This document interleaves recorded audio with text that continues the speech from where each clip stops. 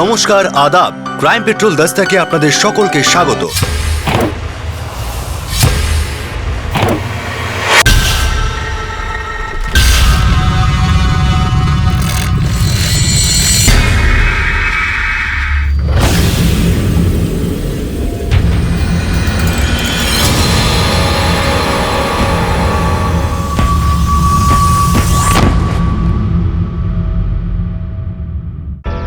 কোনো সাক্ষী যদি দোষীকে চিহ্নিত করে, এটা পূর্বাভাস যে দোষী সাক্ষীর যে কোনো মুহূর্তে ক্ষতি করতে পারে। ওই সাক্ষীর নিরাপত্তার প্রয়োজন হয়ে পড়ে, বিশেষ করে তখন যখন সাক্ষী আর দোষী পরস্পরকে চেনে। আর যদি দোষীর বিরুদ্ধে মামলা জোরদার না হয় আর সে ছাড়া পায়, তাহলে তো কথা নেই। তিনি মনে মনে একটা শব্দই জপ করতে থাকেন, বদলা। জুন 2011, গোরেগাঁও, মুম্বাই।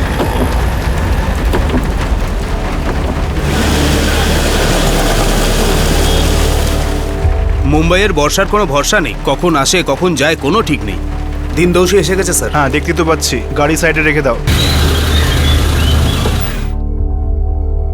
ডিকিটা খোলো।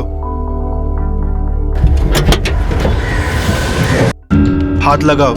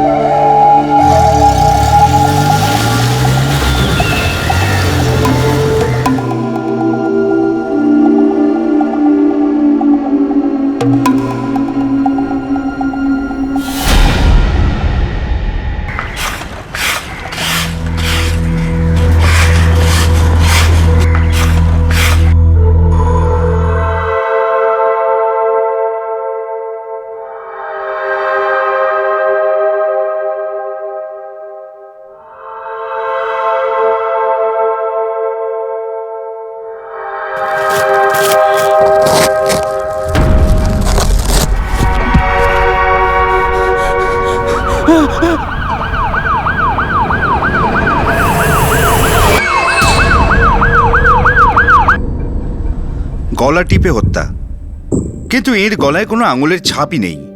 বয়স কত হবে? এই ধরুন 40-45-এর কাছাকাছি। কোনো সেক্সুয়াল অ্যাসল্ট? না না না, একেবারেই না। কোনো হাতাহাতি হয়েছে? মানে খুনির সাথে কোনো ধস্তাধস্তি? না, সেরকম কিছু নেই। তবে আমি এর ব্রেন, কান আর মুখের ভিতরের প্রাথমিক পরীক্ষা করেছি। খুব সম্ভবত যে এর কথা বলতে আর শুনতে সমস্যা ছিল। মানে একেবারে ব্লাইন্ড কেস, কোনো চিহ্ন নেই, আঙুলের ছাপ নেই। আমাদের কাছে একটা বোবা কালা মহিলার লাশ রয়েছে।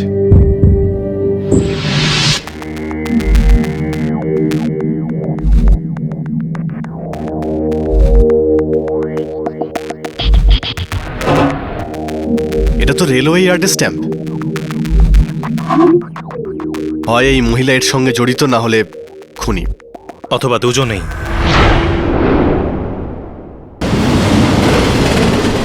হ্যাঁ স্যার, এই কার্টেনটা আমাদেরই ডিপোর। আমি চিনতে পেরেছি। এই মহিলাকে চেনেন?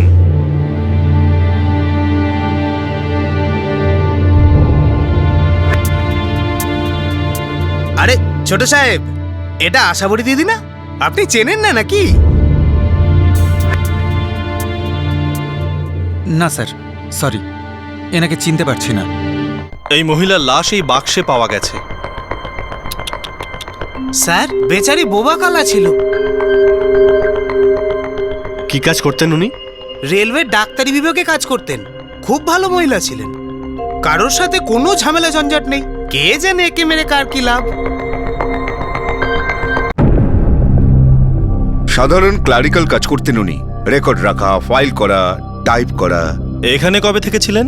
গত বছর থেকে। স্বামী রেলে চাকরি করতেন, দুর্ঘটনায় মারা যান। সেই চাকরিটাই পান। কোথায় থাকতেন? এখানেই, রেলের কোয়ার্টারে। ডিউটিতে কবে থেকে আসছিলেন না? এমনিতে তো রোজ আসতেন, কিন্তু কাল রবিবার গেল, সেন্টার বন্ধ ছিল।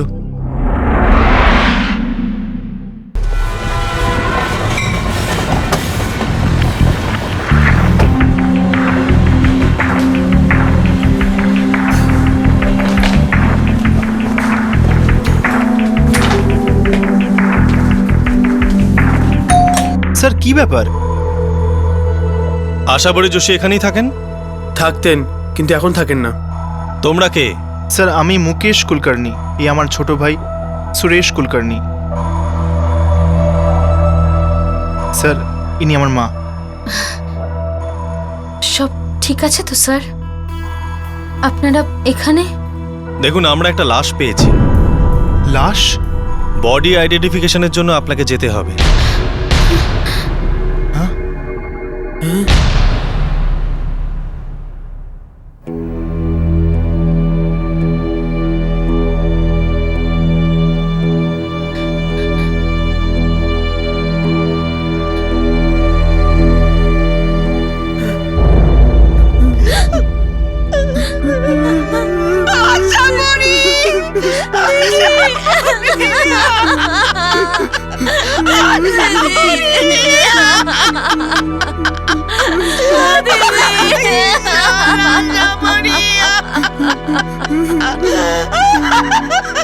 পঁয়তাল্লিশ বছর বয়সী বোবা কালা রেলওয়ে কর্মচারী আশাবরী যোশীর লাশটা শেষ পর্যন্ত শনাক্ত হলো। ওনার মৃতদেহ ওনার মা, ওনার ছোট বোন লতা আর দুই বোনপো সুরেশ আর মুকেশের হাতে তুলে দেওয়া হয়। সকলেরই মুখে একটাই প্রশ্ন, কিন্তু কেন? কেন খুন করা হলো আশাবরী দেবীকে? কেন ওনার দেহটা একটা কার্টেনে ভরে রাস্তার ধারে আস্তাকুড়ের মধ্যে ফেলে রাখা হলো? আমি মন্দির থেকে বাড়িতে এসে দেখি আশাবরী বাড়িতে নেই সাহেব।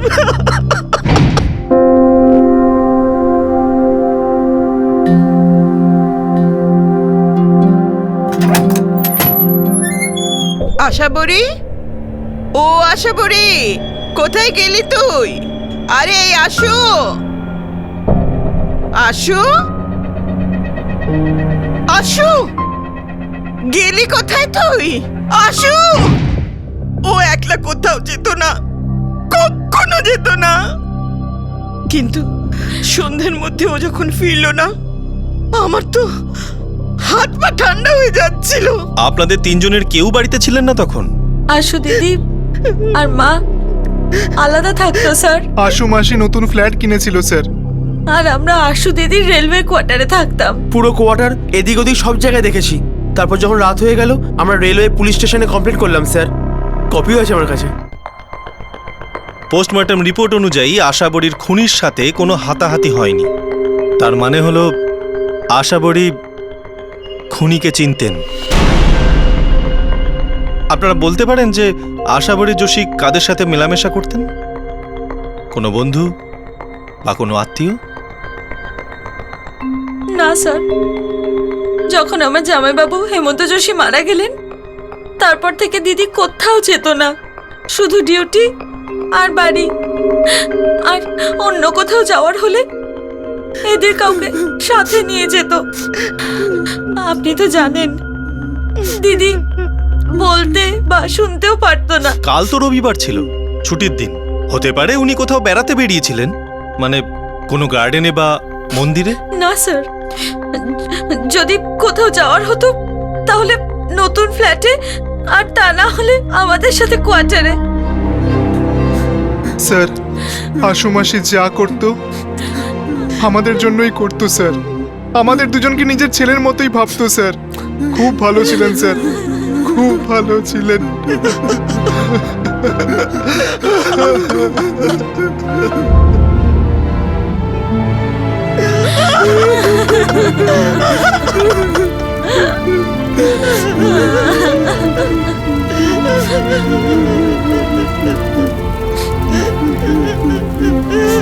আশাবরী, আসো।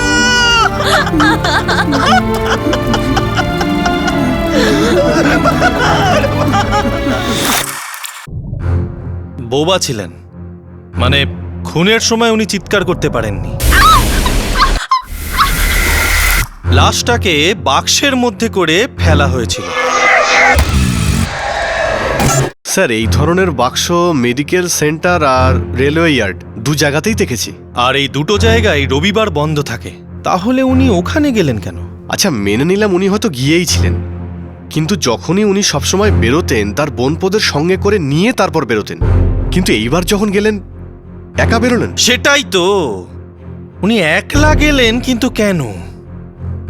কেন? পার্সোনালি ও আমার খুব প্রিয় ছিল, খুব কোঅপারেটিভ আর পরিশ্রমী ছিল।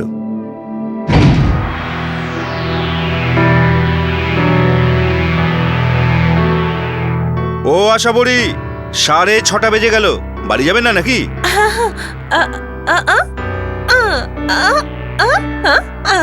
ঠিক আছে, 5 মিনিটের মধ্যে ফাইল রেখে বাড়ি চলে যাবে।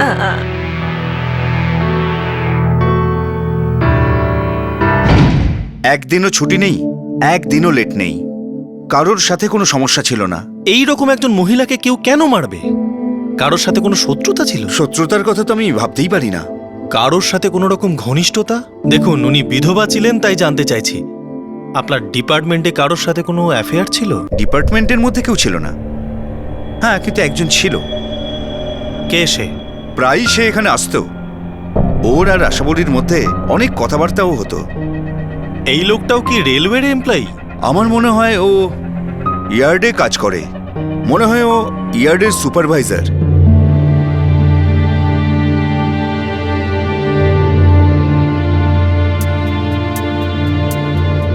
প্রত্যেক 3-4 দিনে একবার চলে আসতো, কোনো না কোনো অসুখের বাহানায়, আর ঘন্টার পর ঘন্টা বসে থাকতো। সমস্যা কিছুই ছিল না স্যার, ব্যাস আমি আশাবরীকে খুবই পছন্দ করতাম স্যার। এতটাই পছন্দ করতে যে ওর ছবিটাও চিনতে পারলে না তুমি?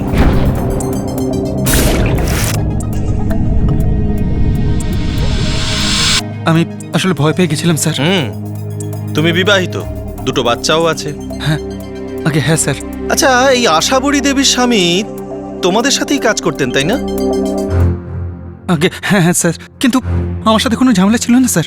তুমি ঝামেলাটা করতে চাইছিলে, কিন্তু আশাবরী পাত্তা দিচ্ছিল না। ওর সঙ্গ পেতে চেয়েছিলে? হ্যাঁ না না? আচ্ছা বলো, সানডে কোথায় ছিলে তুমি? রবিবার আমি বাড়িতেই ছিলাম স্যার, আমার পরিবারের সাথে। পুরো দিন ওদের সাথেই কাটিয়েছি স্যার। তাহলে আশাবরীকে মারার টাইমটা কখন পেলে? না না স্যার, আমি ওকে মারিনি, সত্যিই আমি মারিনি, ভগবানের দিব্যি স্যার। আমি তো খালি ওকে পছন্দই করতাম স্যার। বোবা কালা ছিল, অসহায় ছিল। ঠিকই তো ছিল, তোমার জন্য তো একদম ঠিক ছিল। বোবা ছিল তাই মুখ খুলবে না, কোনো মাথা ব্যথা নেই, যখন ইচ্ছা মজা করে নাও। হ্যাঁ, কিন্তু ও রাজি হলো না, সেই জন্য ক্ষেপে গিয়ে ওকে তুমি মেরে ফেললে। সত্যি কি না? না স্যার, না স্যার, আমি ওকে মারিনি স্যার। আমি সত্যি ওকে মারিনি স্যার। না স্যার। পুলিশ সুপারভাইজার ব্যক্তিকেই সন্দেহ করছিল, কিন্তু খোঁজ নিয়ে পুলিশ এটাই জানতে পারে যে সুপারভাইজার সেদিন সত্যি সারাদিন পরিবারের সঙ্গে বাড়িতেই ছিল, আর তারই মধ্যে আশাবরী দেবীর হত্যা হয়। সুপারভাইজারকে আর সন্দেহ করা যাচ্ছিল না, আর এরপর কাউকে সন্দেহ করা সম্ভব ছিল না। পুলিশ বুঝতেই পারছিল না যে কেন একজন নিরীহ বোবা কালা মহিলাকে কেউ মারতে যাবে। স্যার, আমি এই কেসটার ব্যাকগ্রাউন্ড চেক করেছি। হ্যাঁ, আশাবরী দেবীর ফ্ল্যাট 4 মাস আগে কেনা হয়েছিল, আর ওখানে উনি মায়ের সঙ্গে থাকতেন। আর নিজের রেলের কোয়ার্টারটা উনি ওনার বোনকে দিয়েছিলেন, যেখানে ছেলেদের নিয়ে উনি থাকেন। হ্যাঁ, লতা ওনার ছোট বোন, উনিও বিধবা। 5 বছর আগে একটা অ্যাক্সিডেন্টে ওনার স্বামী মারা যান। ফ্ল্যাট কেনার আগে ওরা সকলে একসঙ্গেই থাকতো, তাই না? পুরো পরিবারই আশাবরী দেবীর মাইনেতে চলতো। ওনার ছোট বোনের চাকরিটা তো অস্থায়ী, ওই কোনো একটা বইয়ের দোকানে কাজ করে। আর ওর ছেলেরা? ছোট ছেলে সুরেশ কলেজে পড়ে, বড় ছেলে মুকেশ 2 বছর আগেই কলেজ থেকে ড্রপ আউট করে গেছে। ও ছোটখাটো কি একটা কাজ করে স্যার।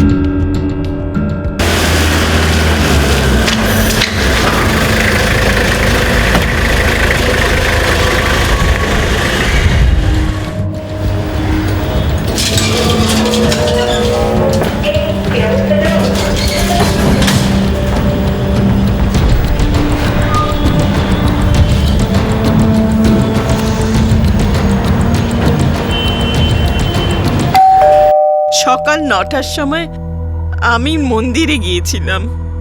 আচ্ছা, আপনি চাবিটা সবসময় ওই পাপোশের তলায় রাখতেন? হ্যাঁ সাহেব, বেল বাজাবার তো কোনো মানেই হয় না, কারণ ও তো কানেই শুনতে পেত না সাহেব। আপনারা গত 4 মাস ধরে এখানে আছেন? হ্যাঁ সাহেব।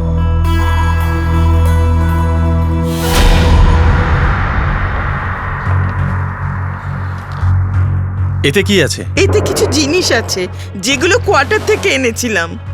গত কয়েকদিন ধরে আমরা ভাবছিলাম যে এগুলোর ব্যবস্থা করতে হবে, কিন্তু এখন এই জিনিসপত্র দিয়ে কি করব? ভগবানই ভালো ব্যবস্থা করে দিয়েছেন। আমার আশুকে আমার থেকে কেড়ে নিল। কেন কেড়ে নিলি ভগবান? কি করেছিল আমার আশু? আশু, আশু, আশু।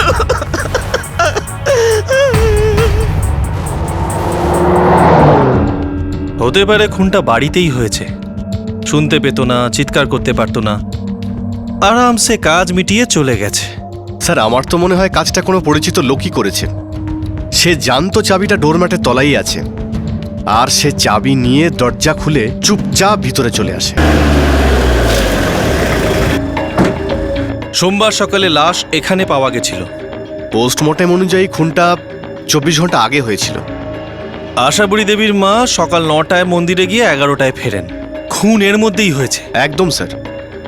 বডিটা রাতে কার্টেনে রাখা হয়েছিল আর সকালবেলায় এখানে ফেলে গিয়েছিল। 24 ঘন্টার মধ্যে তো লাশ ভারী হয়ে যায়। আর আশাবুড়ির বাড়ি এখান থেকে কম করে 25 মিনিট দূরে। রেলওয়ে কোয়ার্টার থেকে 15 মিনিট। একটা কাজ করো। হ্যাঁ স্যার। এখানে যতগুলো লোকাল ট্যাক্সি, রিক্সা বা টেম্পো আছে সকলকে জিজ্ঞাসা করো। ঠিক আছে স্যার। আরে কি রে ছোটু, এখনো ক্যারাম শিখতে পারলি না? কি রে সচিন, স্কুল যাবি না নাকি? সারাদিন ক্যারাম ক্যারাম। মা শুধু একটা গেম, শুধু একটাই, লাস্ট। একদম না, লাস্ট লাস্ট করে করে এই মুকেশের মতো লাস্ট হয়ে যাবে নাকি? ও কাকিমা, কেন ফালতু কথা বলছো? আমি তোমার ছেলেকে ডাকিনি এখানে। হ্যাঁ হ্যাঁ, তুই কেন ডাকবি? তুই তো সাপুরে বিন বাজাবি বসে বসে। কি বাজে বকছো কাকিমা? তুই খুব ভালো করে জানিস আমি কি বলছি। বাচ্চারা তোর কাছে চুম্বকের মতো চলে আসে, যেমন সোনু এসেছিল তাই না আগের বছর? আরে ও কাকিমা, শুধু মতো মাথা খেও না সকাল সকাল। বাজে কথা বললে না মজা দেখিয়ে দেবো একদম। যে দোষ করে তাকেই দেখতে হয়, বুঝলি? আরে নিয়ে যাও তোমার ছেলেকে। চল সচিন। সচিন, আজকের পর তোকে মুকেশের সাথে দেখলে না ঠ্যাং ভেঙে দেবো একদম। এই মহিলাকে আর সোনুই বা কে? আরে ছাড়ুন না স্যার, ওনার একটু মাথার গোলমাল আছে, যা খুশি বকতে থাকে। মুকেশ, তোমার মাসি তোমাকে খুব ভালোবাসতো তাই না? হ্যাঁ স্যার। তাহলে তার খুনিকে ধরতে আমাদের সাহায্য করবে? আমি কিভাবে সাহায্য করতে পারি স্যার? মুকেশ তুই কি হয়েছে ইন্সপেক্টর স্যার? দেখুন, আমাদের মনে হয় রবিবার সকালে আপনার বোনের ফ্ল্যাটে কেউ গিয়েছিল, ওনাকে খুন করে লাশটাকে বাক্সে পুরে সকালে সেটা রাস্তায় ফেলে এসেছিল।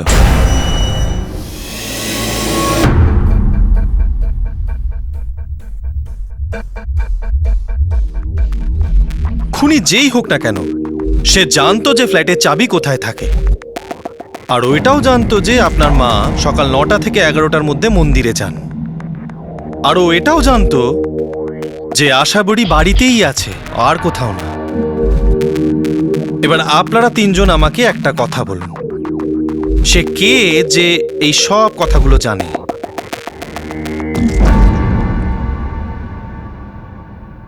রবিবার আমি সকাল 8:30 নাগাদ বাড়ি থেকে বেরিয়ে গিয়েছিলাম স্যার। কোথায়? একটা ফ্ল্যাট দেখতে। আমি যতদূর জানি আপনাদের রোজগার এতটা নয় যে আপনারা ফ্ল্যাট কিনতে পারেন লতা দেবী। আশু দিদি আমাদের লোন দিচ্ছিল। ফ্ল্যাট দেখতে আপনি একাই গেছিলেন? না, আমিও গেছিলাম মায়ের সাথে। আর তুমি? আমি তো বাড়িতেই ছিলাম স্যার। কেন তুমি যাওনি কেন? এই মুকেশ, ওঠ না। কি রে, কুম্ভকর্ণের মতো পড়ে পড়ে ঘুমোচ্ছিস? কি মা, উফ। আরে ফ্ল্যাট দেখতে যেতে হবে না? তোকে কটা কাগজ দিয়েছিলাম না জেরক্স করতে, ভুলে গেছিস নাকি? না মা, তুমি ভুলে গেছো। তোমাকে বলেছিলাম তুমি ফ্ল্যাট দেখতে যেতে পারবো না, তুমি সুরেশকে নিয়ে যাও। আমার ফ্ল্যাট দেখতে যাওয়ার ইচ্ছে ছিল না। কেন? কারণ মা আশু মাসির কাছ থেকে লোন নিচ্ছিল, আর আমার পছন্দ হয়নি ব্যাপারটা। উনিও তো তোমার মায়ের মতোই ছিলেন, তাহলে কেন পছন্দ ছিল না? আসলে একবার মুকেশ আশু দিদির থেকে টাকা চেয়েছিল, চাইনিজ গাড়ির ব্যবসা করবে বলে। মাসি, আমি না ব্যবসা করব, আমাকে 20,000 টাকা দাও না। আরে মাসি শোনো না, দাও না আমায় টাকাটা। আরে এইসব কলেজ টলেজ আমার দ্বারা হবে না মাসি।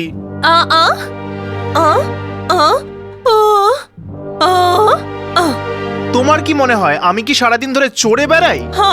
আরে না মাসি, আমি কাজ খুঁজছি, কাজ। আমি ব্যবসা করতে চাই।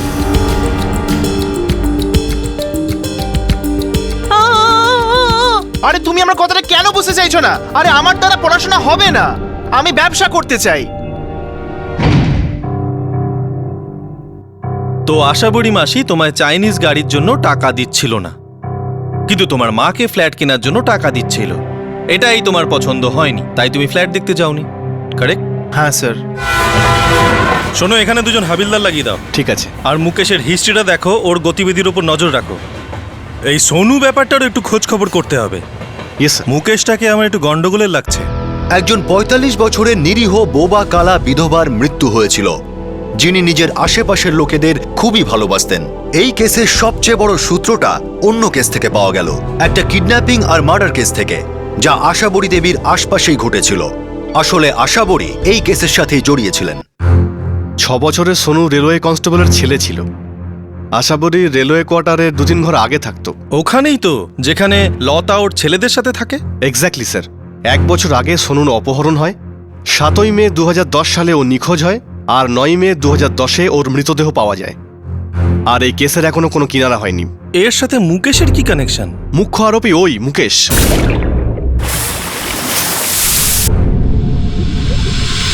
স্যার, এটা গোরেগাঁও রেলওয়ে পুলিশ স্টেশনে কেসটা ফাইল হয়। পুলিশকে কেউ বলেছিল যে সোনুকে শেষবারের মতো মুকেশের সঙ্গে দেখা গিয়েছিল। সোনুকে মুকেশের সাথে শেষ দেখা গেছিল, এই কথাটা পুলিশকে কে বলল?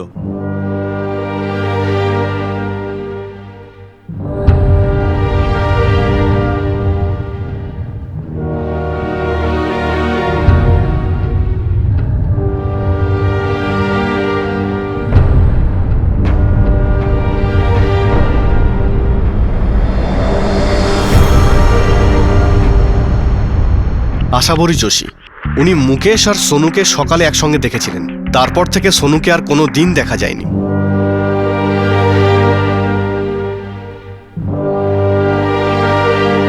উনি বলতে চাইছেন উনি যখন সকালবেলা অফিস যাচ্ছিলেন আর অটোর জন্য অপেক্ষা করছিলেন, উনি দেখলেন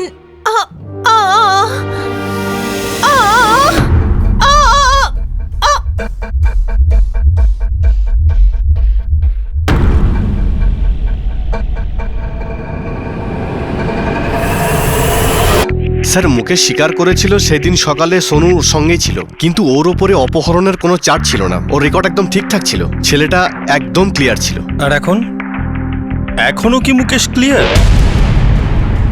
স্যার, আশু মাসি সত্যি বলছিলেন। উনি আমায় সোনুর সাথে দেখেছিলেন, ঠিকই দেখেছিলেন।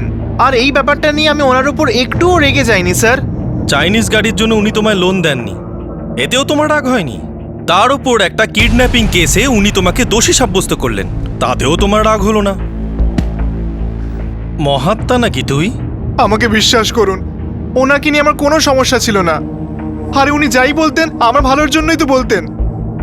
স্যার, উনি আমার মায়ের মতো ছিলেন স্যার, একদম মায়ের মতন।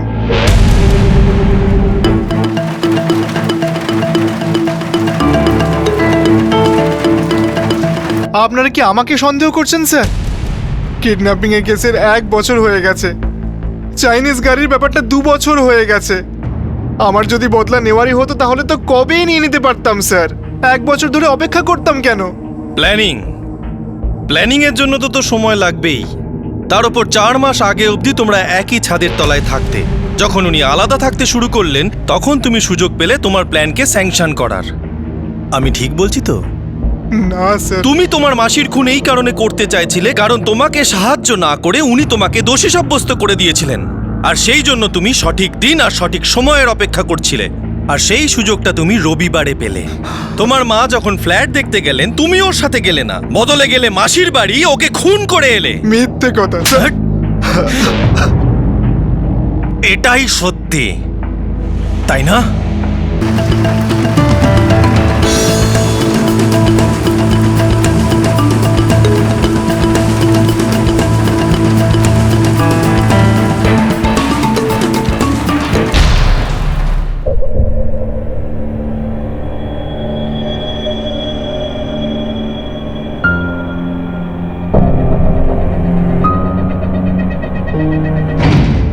ইন্দোসী এসে গেছে স্যার। হ্যাঁ, দেখতে তো পাচ্ছি। গাড়ি সাইডে রেখে দাও। নাও, ডিকিটা খোলো। হাত লাগাও।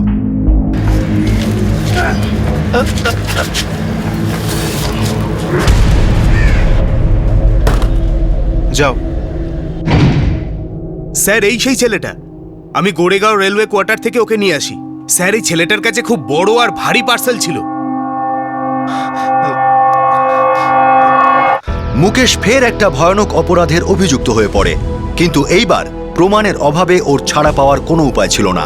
মুকেশের বিরুদ্ধে যথেষ্ট জোরালো প্রমাণ জড়ো হচ্ছিল। এইবার মুকেশের পাপের ঘোড়া পূর্ণ হয়ে উঠেছিল। হ্যাঁ, আমি ঘেন্না করতাম ওই মহিলাকে। ছোট থেকেই আমায় সেকেন্ড ক্লাস মনে করত সব ব্যাপারে। সুরেশ হিরো আর আমি জিরো, সব ব্যাপারে বারণ করতো আমায়। যখন আমার আশেপাশে থাকতো না, আমার মাথাটা ঘেঁটে যেত একদম। মনে হতো ওই মহিলা আমার জীবনে থাকলে আমি কখনো কিচ্ছু করতে পারবো না। হ্যাঁ, সোনুকে আমি কিডন্যাপ করেছিলাম। টাকার দরকার ছিল আমার, ফুর্তি করার জন্য নয়, ব্যবসা করার জন্য। আশু মাসি টাকাটা দিয়ে দিলে করতেই হতো না ওই কাজটা।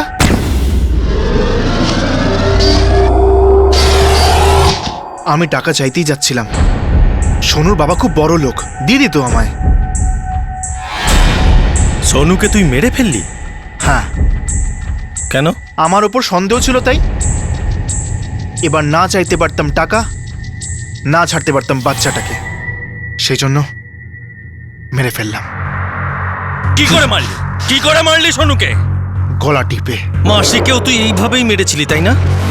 গলা টিপে?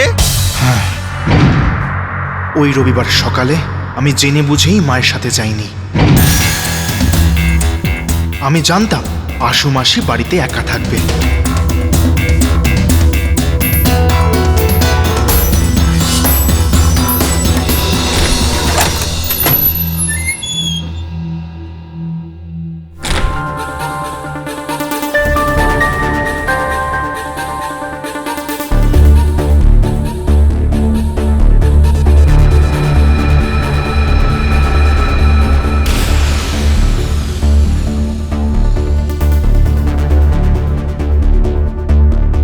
এখনই এলাম।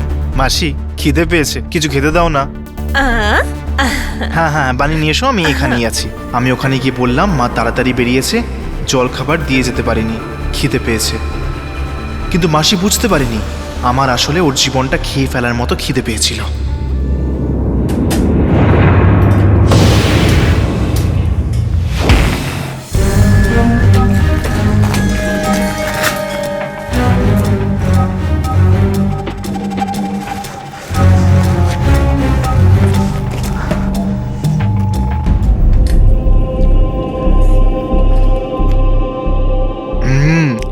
খুব ভালো হয়েছে খেতে, খুব ভালো।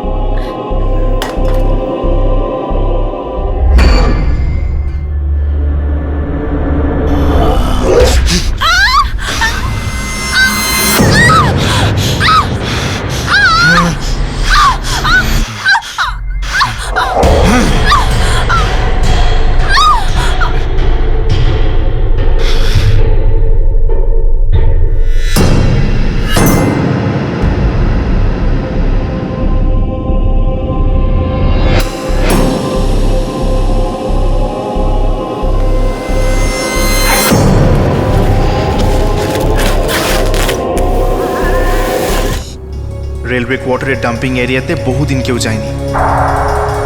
সেদিন আমি গেলাম আশু মাসির সাথে। সারা দিনটা ওকে ওখানেই রাখলাম। তারপর পরদিন সকালে গিয়ে লাশটা রাস্তায় ফেলে দিলাম।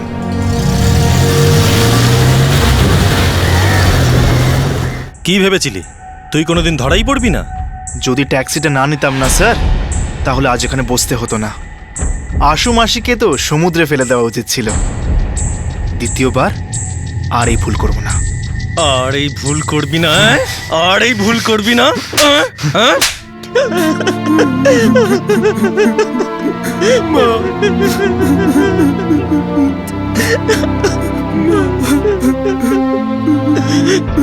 মুকেশ আর তার মাসি আশাবরী দেবীর মধ্যে ব্যবসার লোন সংক্রান্ত ঝামেলা এই ঘটনার প্রথম পূর্বাভাস ছিল। সোনুর কিডন্যাপিং আর মার্ডারের ব্যাপারে মুকেশের ইনভলভমেন্ট একটা বড় পূর্বাভাস ছিল যে ছেলেটার মধ্যে হিংস্র অপরাধী হওয়ার সব রকম প্রবণতা রয়েছে। বোবা কালা হওয়া সত্ত্বেও আশাবরী দেবী ব্যাপারটা বুঝতে পেরেছিলেন। তাই মুকেশের সঙ্গে তিনি কখনোই সঙ্গ দেননি। কিন্তু মুকেশের মা আর দিদা এই ব্যাপারটা দেখেও বুঝতে পারেননি, আর তার মূল্য দিতে হয়েছিল আশাবরীকে। সব অপরাধ আভাস দেয়, কান খাড়া রাখবেন, জীবন বাঁচতে পারে। আবার দেখা হবে, নিজের খেয়াল রাখুন, নিরাপদে থাকুন। জয় হিন্দ।